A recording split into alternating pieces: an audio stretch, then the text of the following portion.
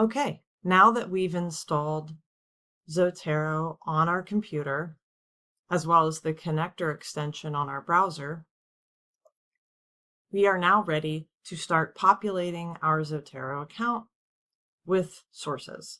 So in this video, we're going to demonstrate how to do so using the university library's article search. So you can see here, I have put in a search for our example.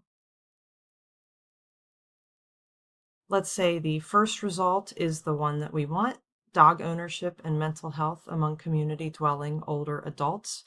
So click on that title to pull up the record, and then navigate up to your browser to the Zotero icon. So if you hover over it, you'll see that you can save to Zotero. Click on that.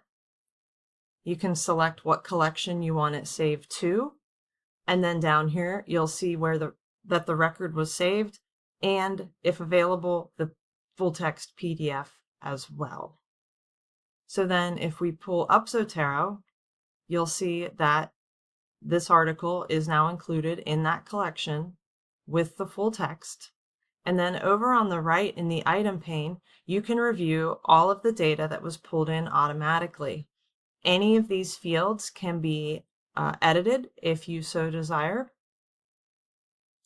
You also have the abstract down here, the attachment to the full text. You can add the notes associated with it, confirming what collections it's included in, and then you can add or remove any of the tags that were applied automatically to this article.